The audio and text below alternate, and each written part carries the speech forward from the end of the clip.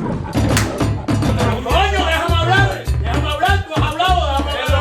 punches weren't really necessary. Maybe they were super necessary. You know what a hustle is, Frank? Because all Los Angeles waited for this.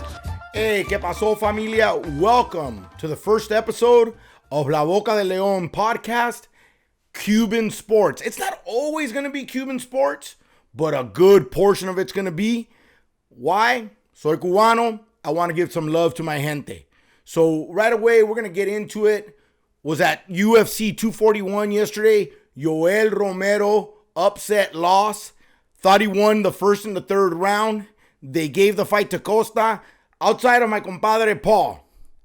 And Dana White, pretty much everybody else on Twitter, on Instagram, had Romero winning the fight. It's a really tough loss because at 40, where does it put Yoel now? It's a step back. Now he's a little farther again from getting the title where he was ranked number 2. See how far he's going to drop. For me, the only fight that I see for Yoel right now that makes any sense, Kevin Gastelum. That would be a great, great fight. I think Gastelum's ranked 3rd, and Yoel gets a shot to put himself in line again. He's got a small window. The one thing I will say about Yoel, the guy's a freak of nature. The guy's in great shape. Probably fight of the year right now. A lot of people are saying that card was stacked. Loved it. Nate Diaz, what a great, great win for him.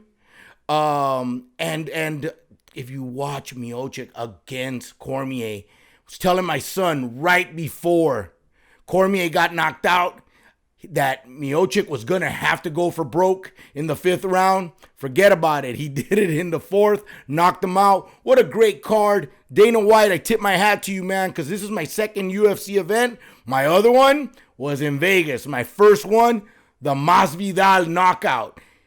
Which brings me to the point now that you got Nate Diaz calling out Jorge Masvidal. I think that's a great thing for both guys. Dana, make this fight. Why? Because these two warriors deserve this payday. They're really good. They're good for the sport. They put asses in the seats. And right now, you're not going to find anyone hotter than Masvidal.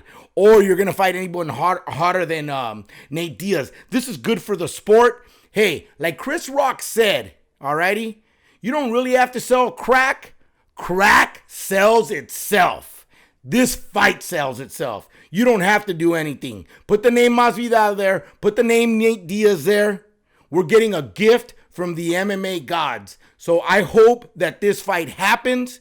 It should. And if it does, man, coño su madre, is it going to be good. So we're going to go on now. Wanted to talk a little bit about the parallels of two guys right now that are doing great things in combat sports.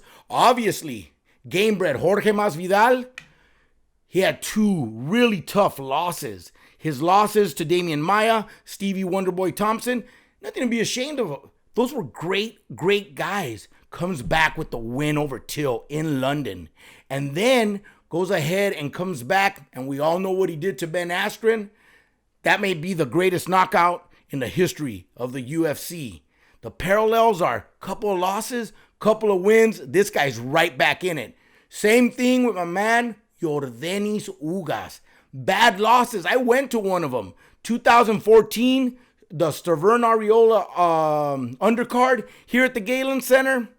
Hey, man, I saw Ugas lose, and I go, where does this guy go from here? I want to say it was his 3rd loss at the time, but all of a sudden, man, this guy is fighting for the title after a couple of big wins. Faces Sean Porter in a fight where I believe he got robbed.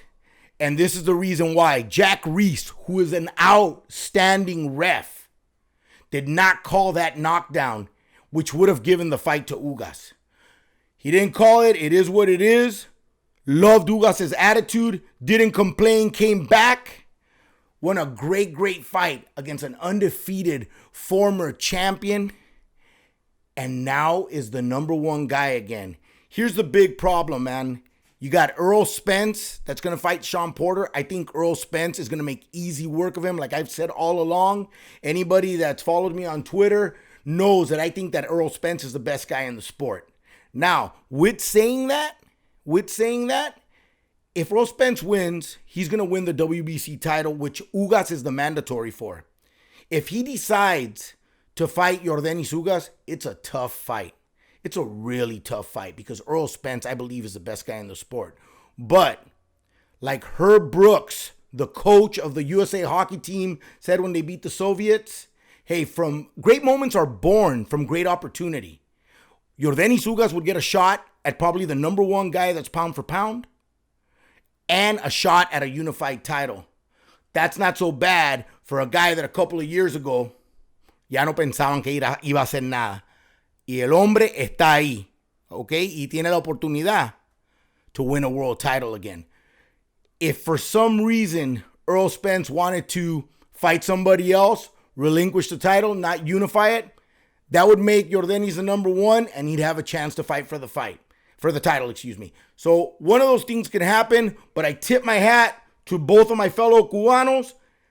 They had a couple of tough losses. All of a sudden, both guys are lined up for huge, huge fights.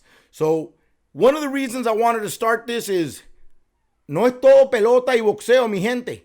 Hay otros deportes que podemos dar nuestro apoyo cada sábado, cada domingo, a reason to get fired up. For me, this Saturday, you got el hijo del alcalde, Manny Diaz, taking over the helm over at the U. I'm excited. Why? Because he brings a lot of swag. Everywhere he's been, Mississippi State, Northern Tennessee State, or Middle Tennessee State, the guy's been real good outside of Texas, where it didn't go well when he was with Mac Brown. Outside of that, the guy's done a really good job and defenses get better under him. They're going in to the Swamp in Gainesville to play the number 8 Florida Gators. That is a huge, huge game. If Miami can go in there and land the sort of piñazo that you have to land when you're playing an in-state rival that happens to be number 8 in the country and you can beat them, that'd be a hell of a start in the Manny Diaz era. One of the things that Manny Diaz, he can flat out coach. I think he was able to shore up what the offensive side of the football with some of the coaches that he got. But I will say this. The one thing about Manny Diaz, he's going to have to really, really be able to recruit in South Florida. We obviously know he's got to keep all the guys from Liberty City. He's got to keep all the guys from Overtown. And then he's got to keep most of South Florida. If he does that, Manny Diaz is going to do great. And as a Cubano, I'm going to be fired up to watch the U on Saturdays. So look out for that week 1 of college football. The second guy I want to talk about, and exactly why I wanted to start a podcast like this, Mario Cristobal over at Oregon. He's going to do great things this year. They start off as the 13th ranked team in the country. They're playing over at Jerry's World at AT&T against an SEC team in the Auburn Tigers. Those are games you have to schedule. I'm happy Oregon didn't. I'm happy it's not the Citadel or something like that to start off the season with. You win a game like that, it's great for recruiting. And one of the things about Mario Cristobal that not everybody knows about, this guy was the 2015 Recruiter of the Year when he was at Alabama. And this guy has a lot of ties to great coaches that have won national titles. He played under Jimmy Johnson when they won a national championship. He played under Dennis Erickson when they won a national championship. He understands the landscape of what is ACC football, which is important. Why? Because it was the old Big East, and that's when Miami was there, so he gets it. He was also under Saban and did a great job there in the SEC recruiting, so he understands the landscape there. When you have a coach like that can recruit like that, and then they land arguably the best guy that I got to see play here out of Oaks Christian, go to Oregon, Kayvon Thibodeau, he's doing things right. If he can get those sort of players over to Oregon, oye, Dios mío, prepárate, because Oregon football is going to be on the map. So we're looking forward to that. That should be really good. That's the next week, I believe, the 31st. Also want to talk about, we had a bump. We had a bump in the road with Robesi Ramirez, probably the most decorated Cuban fighter outside of Savon, Teofilo Stevenson.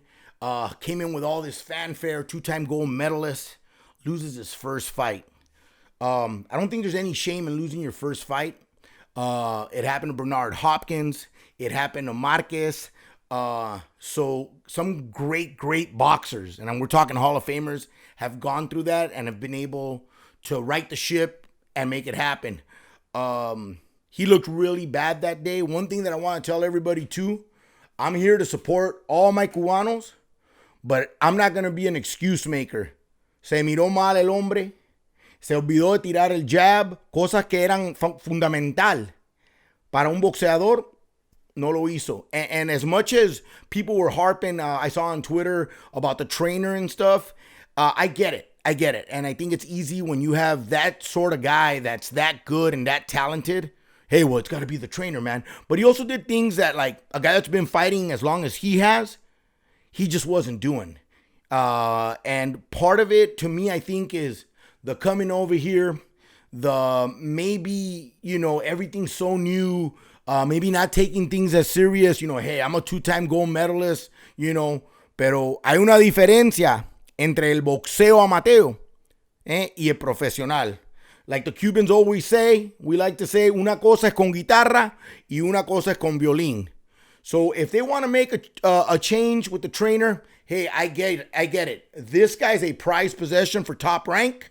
Robesi Ramirez is good. He's a really good fighter, but he looked really bad the other day. Personally, I'm a guy who loves Ismael Salas. I think that guy, if you want a Cuban trainer, that's the guy you want to get. And if not, you want to get Pedro Diaz from Mundo Boxing. Those two guys, I think, will make him better. I think also because they have a lot of clout, because they have champions, this guy's not going to be able to do what he wants. He's going to have to put in the work. And that's just how I see it right now. I hope he does well, but hey, vas a tener que trabajar, because professional boxing is just different. So anyways, one of the things I started thinking about when I was doing this podcast was I started thinking about the World Baseball Classic, and I started thinking about Cuba's showings in the last Baseball Classic. I think part of the reason, obviously, is I think the best players are over here now.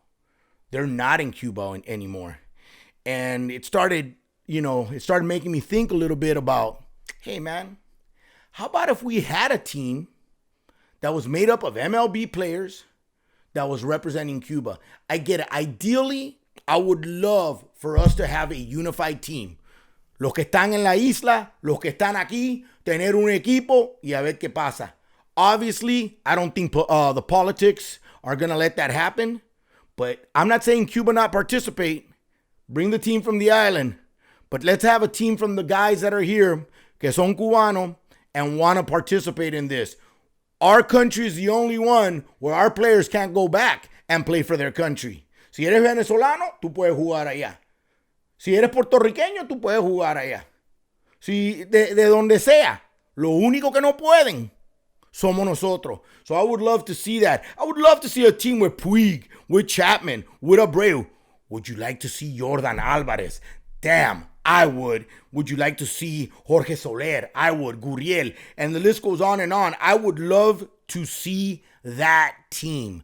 The guys wearing Cuban uniforms and representing La Gente Cubana. That would be fun. Hey, I already got my manager for the team too. It would be Freddie Gonzalez, the former manager of the Braves. It's now the coach with the Marlins. I'll tell you why. También jugamos una pelota que es antigua a veces. When you watch Cuba play a lot of times, we're not butting the ball. We're not, putting on el corre y pegue. We're not doing any of that. Freddie Gonzalez is a guy who managed in the majors, knows what it is to manage major league guys. I would love to see it. Es cubano. It would be beautiful. So give me your thoughts. Hey, maybe you think it's a crazy thing. Maybe it's something that should never happen. I thought I'd throw it out there because I thought it was fun as hell to talk about. So just think about it. World Baseball Classic. Tell me what you think. I would love to see it because I'd love to see those guys in a Cuban uniform. I got to see Chapman in a Cuban uniform a while back. I'd love to see all of those guys.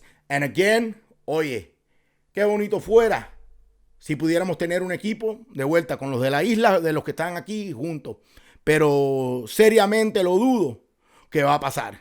So anyways, want to talk a little bit now about something sad. We lost a great, iconic Cuban legend this week in Jose Mantequilla Nápoles. Jose Mantequilla Nápoles, who won the title when he beat Curtis Coates, I believe in 69. He, I think, had like 20 wins in a row. 7 of them were defenses that he had in a row. He was just one of the greatest welterweights of all time. Then he made the move to fight the very dominant, probably the best middleweight of his era, maybe ever, in Carlos Monzon. And remember, back in the day, there was no super welter, junior middle. He went up to 10 pounds. He went and fought Monzon, lost that fight, lost it pretty badly. And I think a lot of people you talk to think, ahí es donde se le acabó la carrera a Mantequilla. He went back down and won the welterweight title again. And he had 2 epic battles with Armando Muniz. I got to meet Armando Muniz at a fight. And I believe it was at one of the Santa Cruz fight against Abner Mares. And I saw him. And this is how good Muniz was.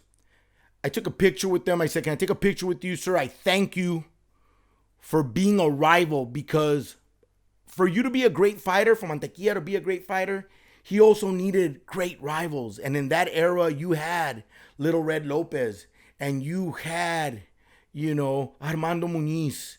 And I thanked him for that, because Mantequilla couldn't have been who he was without Armando Muniz. And I came home and I put up on Twitter, I took a picture with former world champion Armando Muniz. And I want to say it was my buddies from Cheap Seats Boxing. Great guys. This is the reason why I do the show. I tip my hat to you guys, Cheap Seats. I love you guys. Angelo, what is up?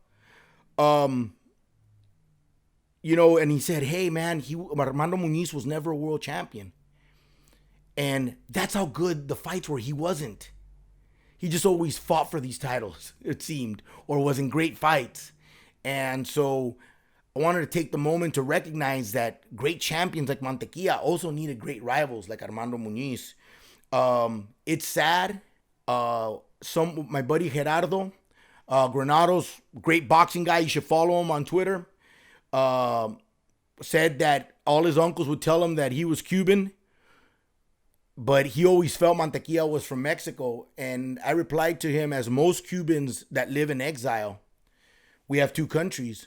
We have our Cuba that we love, but we also have the country that took us in that we love. And I think in this day and age, very important to recognize that. One thing I did forget, quiero felicitar a Yaciel Puig, se hizo ciudadano americano. I think that's awesome. He became a U.S. citizen. I tip my hat to Yaciel. Did a lot of great things here in Los Angeles, where I'm from. So, Yaciel, te felicito y te deseo lo mejor siempre. My son and I got to see him play at Rancho Cucamonga when he had just come over, and it looked like a guy that was using a fake birth certificate when he was stealing the bases and hitting home runs, and it was a treat to watch. Forgot to throw that in my baseball portion, so I just wanted to make sure that I did that. Mantequilla Nápoles was taken in by the Mexican people. My wife is Mexican. My kids have Mexican blood. All my friends, pretty much, outside of Jose Casagran, my one Cuban friend, are all Mexican. My best man, my compadre, is my son's godfather. So I have a lot of love for the Mexican people. I put up the picture, the most iconic picture, I think, of Mantequilla Nápoles, when he has the Mexican sombrero on in DF. He started doing that after a while. I think he did it too when he won the title and they fought here at the Forum in 69. Because the Mexican public loved him and took him in. And quiero darle gracias al público mexicano por querer a nuestro ídolo como nosotros lo queremos. Y le doy muchas gracias. That's pretty much today's podcast. I want to thank everybody. If you're ever in Portland, Mario Cristobal, if you're ever out there recruiting El Cubo de Cuba, great Cuban food. The guy is great over there. Go see him, man. I want to send a shout out right now. Ray Collazo, my buddy that got me into this. Cheap Seats Boxing, the inspiration for this. Angelo, we love ya. If you guys have any suggestions, anything, our email is going to be on the YouTube channel. You can email us the stuff. And hopefully this is something you're going to like, man. I like doing it. I like covering our Cuban gente. And trust me, Manny Diaz, if you're watching, El Sábado, I'll be getting some medianoches and some croquetas ready for that kickoff against the Florida Gators. Y Mario Cristobal, ya sabes, for you it's going to be con gris, plátano, and some bistec empanizado.